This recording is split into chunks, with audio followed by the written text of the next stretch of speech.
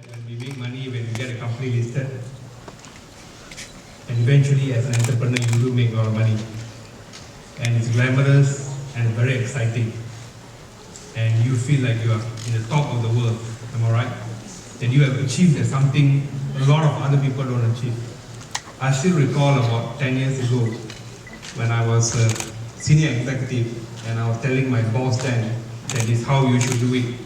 And he turned around and told me that I'm a millionaire and you are not a millionaire. I'm an entrepreneur and you work for me, so you listen to me. In fact, that was very exciting because that was one of the turning points in my life. And I told that, okay, I have enough of working for people. Let me take a little bit more risk. And that was my, well, in other words, they say that's what actually brings the camel backbone. And you say that I have enough. And I took an entrepreneurial journey back then. And it's all over the web and so on. In the last 5 years that we started, we got the company listed. Actually, in 2,000 working days, we had a countdown server in master skill, and we said exactly this is how we're going to do it. And strangely, we achieved it in 1,978 days. So that was a great landmark, an achievement. I said, wow, we did it. But the challenge is after you make it. A lot of people would have spoken how they build it up and so on. Perhaps I've gone through that particular phase and I've shared many times, and I want to share something. The greatest challenge of an entrepreneur is not when you are doing well, not when you are doing 100 million, 200 million profit a year. The greatest challenge is when you get a company listed and you have share price 70 cents. And that's where time of reflection, time of rethink back, wow, this has really hit me a lot. What am I going to do? This is a time of test of real entrepreneurship, real leader. If you are a strong person, you will stay. If you give up, mentally or physically, then you are out. So, let me share this journey of 18th of May 2010.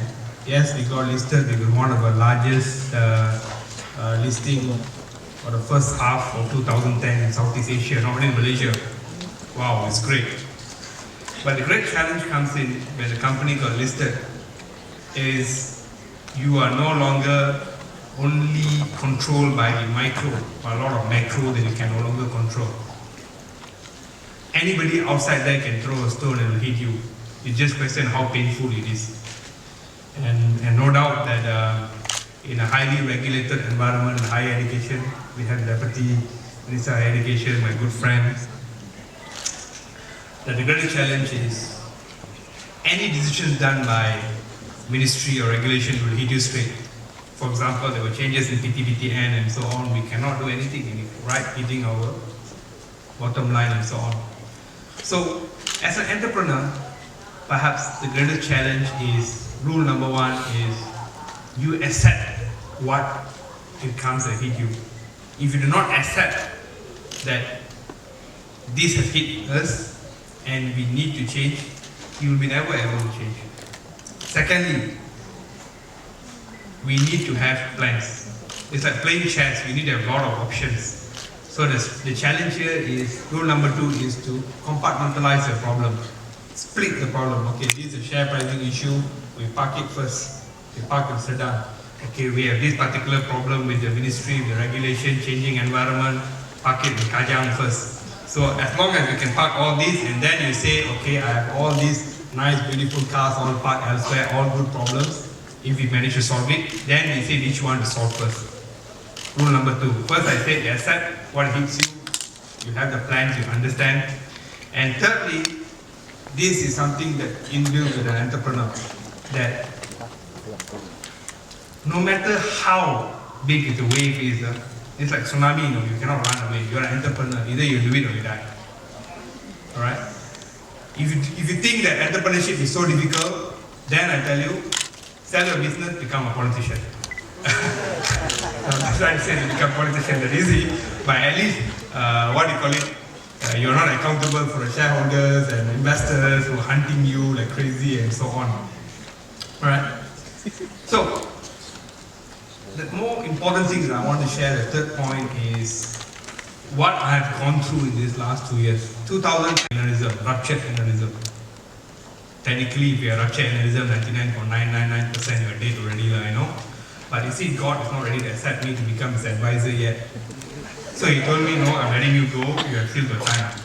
And here I come back after 3-4 months, after the plate in the head, all the surgery and so on, and I said, okay, I need to do so cheap. What am I going to do? Should I just sell the business? Should I transfer? Should I do that? Should I do this? And I said, no, I'm a born entrepreneur, I'm going to do this. Because the excitement is when the environment is so challenging. Am I right or not? That's what makes you excited. If everything is just same, like go away, all doors open, one master key open, 100 doors, nothing great. The excitement is when the policies are against you, when the whole world is against you, all the doors closed. It's okay, you got window, you crawl through. Yeah, it's not exciting. You get all this, make yourself dirty and so on, you can't wear your suit. But who cares? At the end of the day, you still come up stronger. Am I right?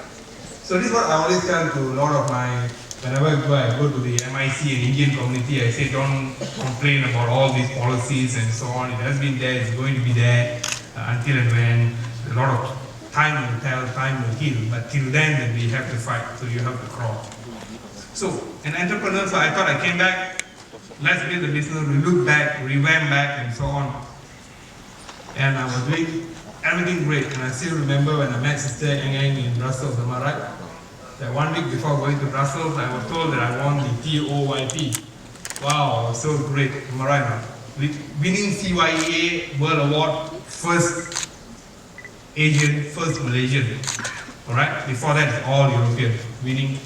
Because obviously you know why, as an Indians always can talk, so you can impress people, obviously I won.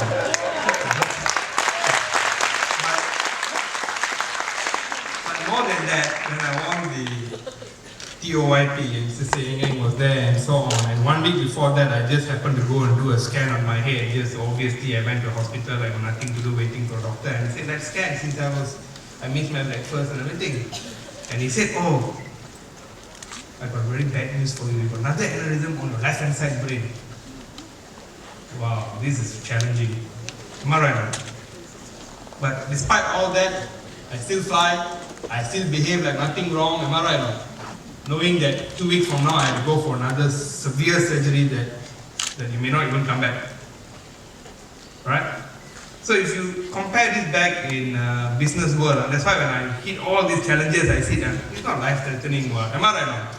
It's another problem, let's solve it, park it, and let's look at it. Nothing is worse than giving your what do you call it, your brain, you know.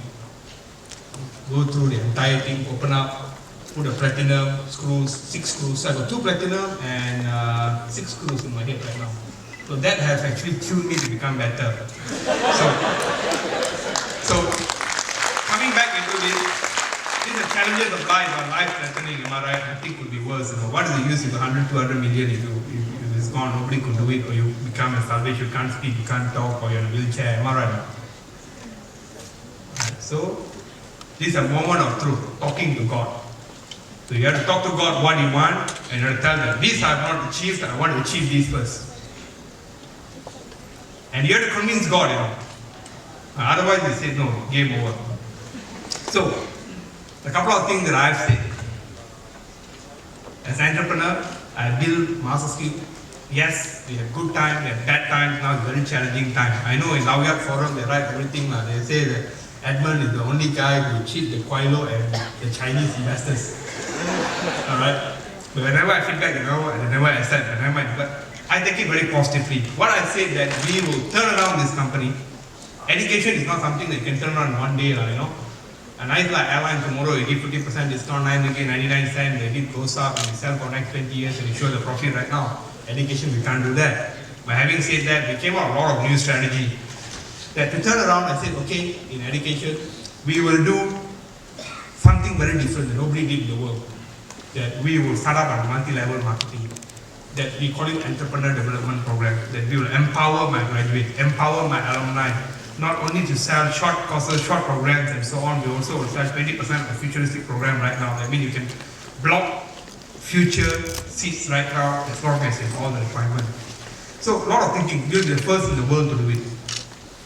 And I tell you, in Malaysia, whenever you're the first to do it, The bureaucratic person said, no, it's a sin, you cannot do it. The challenge is we have to go and evangelize them. We are entrepreneurs. Am I right now? I still recall when 2004 when he said we want to start nursing, we want to do 2000, he said, come on Edmund, you can't do it. Only 50, you can't do it. I'll even cut my ears off. You know, obviously I should go and get the people's ears back. I didn't collect that. That's what I should be doing. So, as an entrepreneur, there's always great challenges. Alright? Never give up. Tough time never lasts. This is the fourth message I said. Tough time never lasts, but tough people do. Proof. Two-brain aneurysm and everything never hit me yet. Am I right now? So when I come here, I told Sister Eng that I will speak from different angle. Let the others speak about how to build, excitement, you know or not. No doubt, entrepreneurship, successfulness comes with what? When you're successful in doing something, money is a byproduct of success. So you can park on Aston Martin, nice number plate there, park on Hummer H2 there, am I right now? Park at X6M there. Sister Eng, am I right now? Go there anywhere you like a watch. Oh, 300,000. Oh, no problem. Swipe. You know, no. It comes with that, you know. But likewise, all that also comes with a lot of challenges. It's not easy when you make it up. To climb up is easy. You know. Once you're there, you need to maintain. And especially when you've been hit. And this is where I like to share a great person that I respect in my entrepreneurship career is Tan Sri Lee Kim Yu. 1998 for my MBA project. Remarkable person. And after that, now I live in country hide and so on. Obviously, I told my wife when she was studying in UKM that one day I'll buy a property for you here in this plot and so on. So exactly, Sister Eng, you are a witness to that. I exactly buy 3.5 acres and 10 acres in country. I practically do that. I fulfill all my words. Am I right? So if I fulfill to my wife, I have to fulfill to my friends and eventually to the shareholders. So, the great challenge of an entrepreneur is honor your word as much as you could, unless the God says that 99.9% you can do, but the 0.01% God decides, you know. So, when I got this CYEA award in Delhi, at the point of time I didn't know what is JCI all about. I was thinking, I was also doing soul searching. Then I attended 2 World Congress, one in India and one in Tunisia to understand better. Then I said, I want to change young people too. That's the only reason today I blocked, I actually canceled all my tickets to overseas and I came, I said, I fly tomorrow because I said that if I can come here and say 5 things to you, and out of so many of yours, if I can change one person's life, I'm very sure that God will add more credits into my system, right? Regardless you're a Buddhist, Hindu or what, God is super right now, no? He has all these banks, ATM machine, you pray for me, automatically you transfer. You know? That's how it works. Am I right now? So, the 5th one I want to tell you is, an organization that you build could be 2 people, could be 5 people, could be 100 people, or eventually the master skill, we started with 2, we have 1,400 people. Alright? You can have entire 99% of my staff, faculty members, minimum degree. You've got PhD, you've got professors, you've got Dato professors, all. The challenge is that how could Edmund go and tell these professors who've been many years there, and also they are my Sifu and my Sikong, you know why not? They taught me when I was in UKM. My vice chancellor is she was my lecturer, she taught me marketing. I still remember she taught me CD 1012. Asas Pengurusan Pemasaran. I remember all my code. After the 6 crews, it makes me to realign, think a lot of things differently, and you do the list. So, how do you do? So as an entrepreneur, I think the last one is money, fame and everything is one side. Money, power and status is one side that you are aiming for. But I think education is equally very important. And that's where, despite after my first journalism, I got my MBA in 1998, University of Strathclyde. I did part-time, my own money. All my friends took the money when they were working as executive. They bought some nice Alfa Romeos and they parked in Bangsa and they enjoyed while I bought a Proton Saga and I paid my money for Bank Raya, 44,000 with 12% interest because I'm a non-Bumi and therefore the interest rate is higher, but I took it, thank you to the bank because they gave it to me. got my MBA. Then I did my part-time BBA. My BBA I only completed after brain analysis. During my brain analysis, I sat there and did my BBA dissertation because before that trained, and this year April I graduated. That's why I got DR. This DR, not people simply give you one lah. Otherwise people say, I notice a lot of people higher education, they award themselves Professor Emeritus, Doctor, Professor. I'm not like that. I'm a guy who respect education a lot. Then I told myself, and this lawyer forum keep on saying this, Edmund, for brain cancer, you're going to die, never invest, everything. So, in order to convince me, not to convince them, I enrolled in INSEAD. INSEAD number 4 in the world, and I'm completing my executive master's degree, second postgraduate, on top of my doctorate. In college, executive master's degree in clinical approaches to management. So I said now at least let me understand people. I become a clinical psychologist. Worst come to worst, if I really fail and so on, I want to become a politician. If people don't allow me, am I right or not? Then at least I become a clinical psychologist. And politicians, they lose. I need to sit with them and tell them and so on. I'm not trying to say that well. There's a lot of people with, outside there. So these 5 things when you put together, so when you have education, people respect you.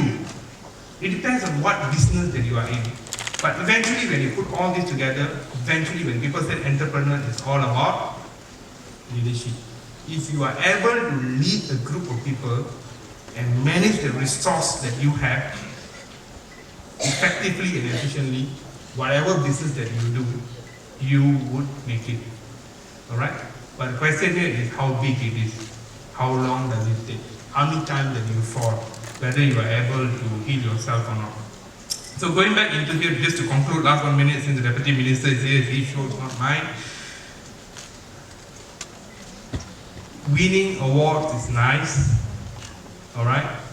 But now I don't participate in awards, anything at all. It's because my daughter gets very upset every time I win. She said that I am paying to win. So even though I win, she will accuse me. So I told my daughter I'm not going to participate anymore awards. Because she got very frustrated because she's competing with me. So I cannot be competing with 11-year-old, am I right? So I told my daughter I'm not going to win back any awards. So even I get awards right now, I put it in the office and never take it back home. Right? So collecting award is great, but eventually the best award that you get is build your business successfully, run your family perfectly, and then eventually the extra money that you have, instead of, if once a while, and instead of flying a business class, you can fly economy, the extra money that you get, if you have somebody do that. So eventually this, I think in every religion there is, in Hinduism the Dharma Shana 10%, in the Christianity there's also fasting, even in Islam, the month of Ramadan and so on, they do a lot of good deeds and so on. So eventually all these God takes into calculation. Nowadays you use supercomputer very fast, and when you got hit, then it comes and tell you, no, you're not ready yet. Likewise, when I won all this award, TOYP and everything, and I achieved before 40 everything I could achieve, I thought I'm the greatest in the world. And God gives the phone call and he said, no Edmund, you're not. I decide which nerve in your brain and when, otherwise you behave and you do good things. So eventually when you become entrepreneur, CYEA is great, winning is great, doing is great, alright? The moral of the game is do good things to others. Thank you.